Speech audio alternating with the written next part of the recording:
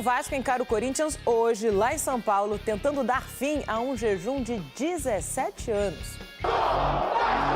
O torcedor do Vasco tem boas lembranças da última vitória sobre o Corinthians. Primeiro turno do Brasileiro do ano passado em São Januário. Bateu pro gol lá dentro! Foi o fim de um jejum de 10 anos sem ganhar do adversário. Uma nova vitória hoje poria fim a outras marcas negativas, como a de não vencer o Corinthians como visitante há 17 anos. E se a vitória acontecer, seria também a primeira vez no estádio de Itaquera. Antes de a arena existir, o Vasco enfrentou o Corinthians em várias casas diferentes. O Pacaembu era a mais comum delas. E foi lá que o atual presidente estragou a festa do ídolo da Fiel. No Rio-São Paulo de 98, a torcida do Corinthians lotou o Pacaembu para festejar a volta de Marcelinho Carioca, o camisa 7, que retornava de uma passagem curta pelo Valência, da Espanha. Mas naquele dia brilhou a estrela do camisa 7 do Vasco. Ele merece todo esse apoio da torcida porque ele é um craque, mas dessa vez deu Pedrinho. Hoje, com todos os titulares à disposição, o técnico Fábio Carille pode repetir a escalação pela terceira vez consecutiva. O time provável tem Léo Jardim, Paulo Henrique, João Vitor, Maurício Lemos e Lucas Piton, Paulinho, Hugo Moura e Felipe Coutinho, Garré, Verrete e Nuno Moreira. O presidente não estará em campo, mas é esperado no vestiário, como depois da estreia contra o Santos, para, se tudo der certo para o Vasco, celebrar mais uma vitória. Do Vasco! Como é que vai ficar o Vasco e Flamengo afinal? Vai ser em São Januário? Vai ser no Maracanã? Tá confirmado que vai ser no Maracanã? Tem torcedor essa do Vasco polêmica revoltado toda aqui, aí, né? cara. Tem torcedor do Vasco mandando áudio aqui revoltado. Eu acho que o torcedor do Vasco tem todo o direito de estar revoltado com os órgãos públicos, principalmente com o BEP, que não aceitou o jogo ser em São Januário. O que a gente já falou aqui diversas vezes, a gente veio falando desde a semana passada, é um absurdo um batalhão especializado em torcidas e estádios não conseguir garantir a presença de cerca de 1.500 pessoas, já que dentro do Rio de Janeiro a gente tem eventos com muito mais gente, com muito mais capacidade, e se o batalhão especializado de torcidas em estádio não consegue garantir a segurança de 1.500 pessoas, é porque o batalhão, com todo respeito, é incompetente ou simplesmente não quer. Então o Vasco se viu atado, de mãos atadas com essa situação. Primeiramente o Vasco pediu lá o ofício para jogar em São Januário com a presença da torcida do Flamengo. Isso era um pedido do Vasco com a presença da torcida do Flamengo, e o BEP foi lá e negou. A segunda opção, pelo que eu apurei, seria o Nilton Santos. O Nilton Santos, que o Vasco já tinha mandado jogos contra o Flamengo nesse ano e também contra o Fluminense. Mas o Nilton Santos vai ter o show do Thiaguinho, da tardezinha, e por isso a partida não vai acontecer lá. O que sobrou para o Vasco? Mandar o jogo fora do estado? Não poderia, porque você precisa de 35 dias antecedentes para você pedir a mudança de praça do jogo. Que dia é o jogo mesmo? Dia 19. Para você pedir a mudança de praça de jogo, seja para vender o mando ou até mesmo para mudar esse mando por conta própria. Então o Vasco não teria como mandar o jogo fora do Rio de Janeiro. Quais seriam as duas outras opções? Volta Redonda? Sem a mínima condição. Volta Redonda, inclusive, até mesmo para a segurança dessas duas torcidas, seria pior. Lá é muito complicado você conseguir transferir o efetivo do BEP para lá. Para os jogadores do Vasco, seria ruim também, e do Flamengo também, que é uma viagem pior, inclusive, do que até viajar de avião para São Paulo, para Minas. Viajar para Volta Redonda é mais trabalhoso, é pior para os atletas do que justamente para você viajar para outros estados. Então o Vasco da Gama, depois de conversar nos últimos 2 dias, nos últimos 3 dias, na figura do CEO Carlos Amodeu, junto ao presidente do Flamengo, BAP, entraram em acordo para quê, Pedrosa? Isso aí foi uma informação inicialmente dada pelo Vene Casagrande, mas sem detalhes, e esses detalhes eu fui apurar justamente por quê? Por que o Vasco aceitou jogar no Maracanã do nada? Essa era a grande questão da informação. Então eu conversei com uma pessoa da diretoria do Vasco da Gama que me explicou o seguinte: o aluguel do Maracanã ele vai cair pela metade praticamente para que o Vasco possa mandar esse jogo no Maracanã em acordo com o Flamengo. É importante frisar aqui que o Vasco nunca teve uma guerra contra o Flamengo nessa situação. A pedra no caminho do Vasco da Gama sempre foi contra o BEP e as autoridades por não garantirem a segurança. O Vasco realmente foi escanteado do Maracanã nos últimos anos e nesse ano tentou jogar no Maracanã, mas não teria a renda de bares, não teria a renda de estacionamento, não teria a renda de camarotes, e isso deixou o Vasco também, digamos assim, assim, um pouco chateado com o Flamengo, mas nessa conversa de Campeonato Brasileiro, o Flamengo, pelo que eu ouvi de informação, se mostrou muito flexível. Então, além dessa queda de aluguel pela metade, o Vasco da Gama também está pleiteando uma participação ou até tudo na renda de bares, de camarote e de estacionamento. Não só o primeiro jogo vai ser 50-50, como também o segundo jogo do Campeonato Brasileiro, ou seja, primeiro e segundo turno, com o Flamengo sendo o mandante também, tendo 50-50, ou seja, o torcedor do Vasco vai poder comparecer ao Maracanã na metade do Maracanã, e o Vasco também abre um caminho aí para mandar alguns jogos no Maracanã ao longo dos próximos 3 anos, 4 anos, que São Januário vai entrar em reforma, e essa é uma situação que com a diretoria anterior não tinha conversa. O Vasco tinha que entrar na justiça para poder jogar no Maracanã, e nesse momento esse diálogo ele fica um pouco mais aberto. Outros motivos que eu poderia citar aqui que fizeram o Vasco escolher pelo Maracanã, além de toda essa flexibilização que o Flamengo fez nessas conversas.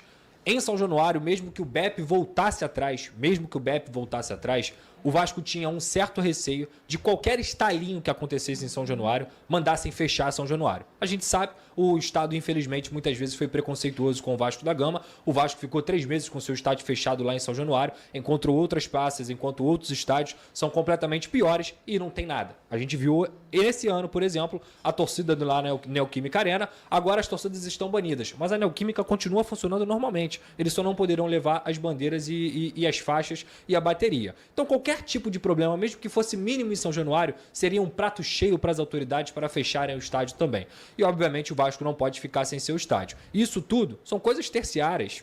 São coisas que ainda colocam na equação para que o Vasco escolhesse o Maracanã. Então, assim, na minha visão, o torcedor tem direito de ficar revoltado? Tem direito de ficar revoltado. Aliás, todo mundo que torce pelo bem do futebol carioca deveria ficar revoltado com a incompetência e com a incapacidade do BEP de não conseguir assegurar um jogo em São Januário. O Vasco está sendo ferido na questão da isonomia dentro do campeonato, de não jogar 2 jogos, porque vai ser contra o Fluminense também, em São Januário, na sua própria casa. O único clube do Campeonato Brasileiro que é punido só por ter casa, e infelizmente o Vasco foi obrigado a mandar pelo sistema o seu jogo no Maracanã. Menos mal que com a flexibilização do Flamengo, as coisas vão andar um pouquinho melhor nesse sentido. Olha aí, o BEP negou o pedido do Vasco para que o clássico contra o Flamengo fosse em São Januário.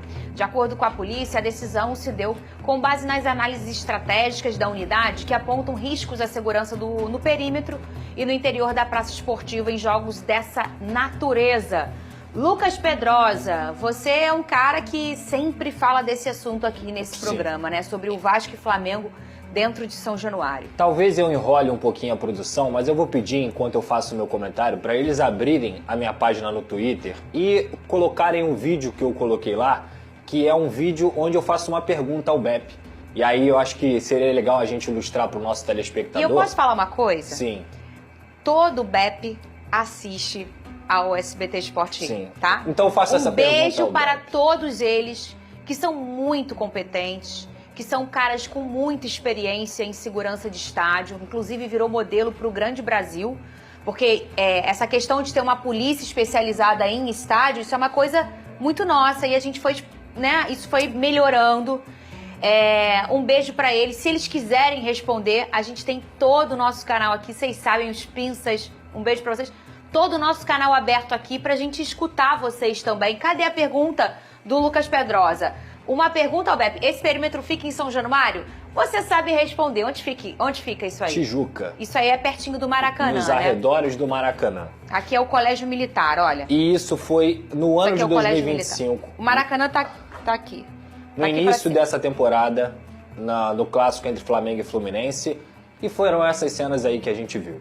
E eu poderia colocar cenas como essa em todos os estádios do Brasil, porque confusão acontece em todos os estádios do Brasil.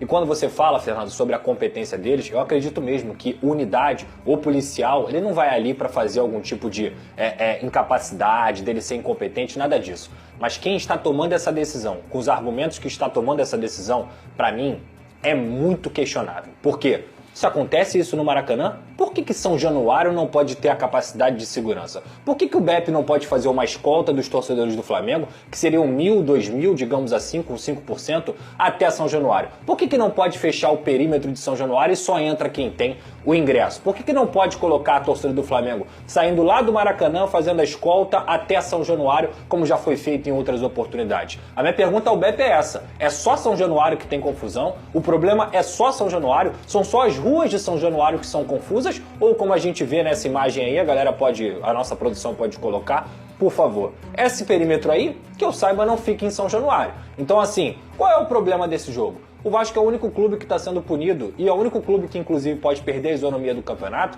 porque, teoricamente, todos os clubes, os 20 da Série A, eles têm direito a jogar 19 partidas dentro da sua casa. O Vasco quer jogar a partida contra o Flamengo e contra o Fluminense futuramente dentro de sua casa. Aí o Vasco vai ser obrigado a sair de sua casa para jogar, em vez de 19, 17 jogos dentro da sua casa.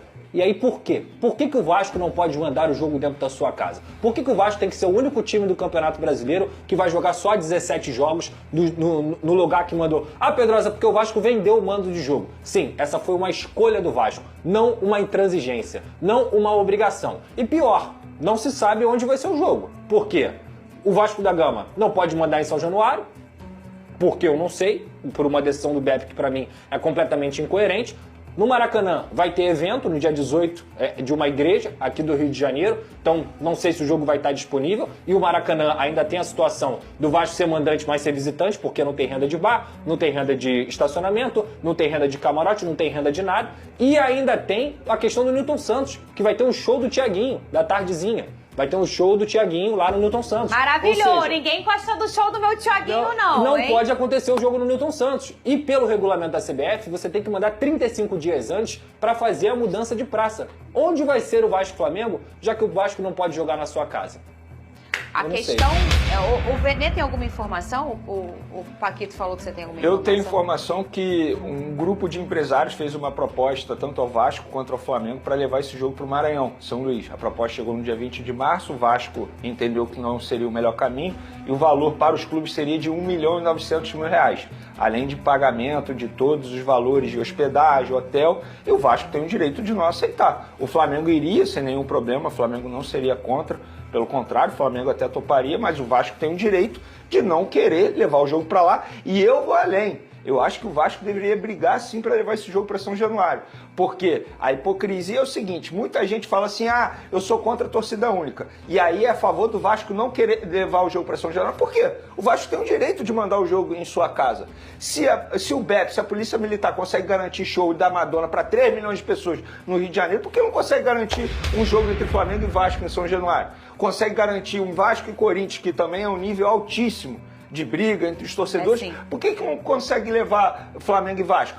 Em 2017 a torcida do Vasco quebrou tudo depois do jogo. E daí? Aconteceu em 2017, agora a gente está em 2025. Deveria garantir sim, o Vasco deveria ter o direito de jogar em São Januário diante do Flamengo.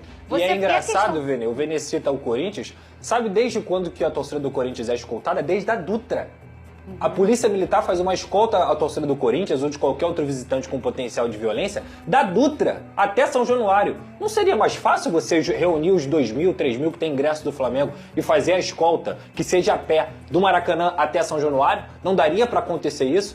É no mínimo curioso, né? Então fica aí o convite. É isso aí, família vascaína, tudo bem com vocês? Eu tô chegando com tudo nesse sabadão. Hoje é dia de guerra, hoje tem Vasco passando na sua telinha. Vasco vai enfrentar o Corinthians hoje fora de casa, né? E só a vitória interessa. O Vasco nunca ganhou, né? No estádio do Corinthians, então hoje é a primeira vez. Vamos pra cima com tudo. O Fábio Carille vai com o que ele tem de melhor, vai com força máxima e eu vou deixar meu placar. Pra mim vai ser 2-1 Vasco da Gama. Então assim, não será um jogo fácil, mas eu tenho certeza que o Vasco vai voltar para o Rio de Janeiro com 3 pontos, com a vitória, que é o mais importante. Quero falar também do clássico, né, envolvendo Flamengo e Vasco, Vasco e Flamengo, né, nesse mês, né, o Beppe não autorizou, né, o Vasco a mandar esse jogo em São Januário. Isso é uma vergonha, o Vasco tem que jogar na sua casa, né, não só o Flamengo, quanto o Fluminense a mesma coisa. Isso é uma vergonha, o Vasco tem que jogar, né, na sua casa. Então assim, o Pedrinho tá tentando resolver essa mudança, né, esse não mando mando de campo em São Januário, que isso é uma grande vergonha. Eu quero saber de vocês, amigas e amigos, o que vocês acham, né? O Vasco tem a sua casa, tem o direito sim de jogar, seja com qual equipe for. Vocês concordam? Quero ver a opinião de todos vocês. E antes de finalizar esse grande conteúdo aqui, quero falar com vocês sobre o Mercadão da Bola. Isso porque o meio-campista do Bahia, Cauli, interessa, né, a diretoria do Vasco, né? O Vasco acredita que irá liberar o Payet e já tem que contratar um substituto. E esse substituto, eles entendem que é esse jogador aí. Não só o Vasco, mas o Botafogo também tem interesse na contratação do Cauli. É um atleta muito interessante, muito mais jovem que o Payet e poderia ajudar muito o Vasco nessa temporada. Então, assim, amigas e amigos, o que vocês acham de ver o Cauli com a camisa do Vasco da Gama, né, jogando em São Januário? Seria uma boa, não seria? Deixa aqui nos comentários que eu quero ver a opinião de todos vocês. Eu tô indo nessa, o sentimento não pode parar. Fiquem com Deus!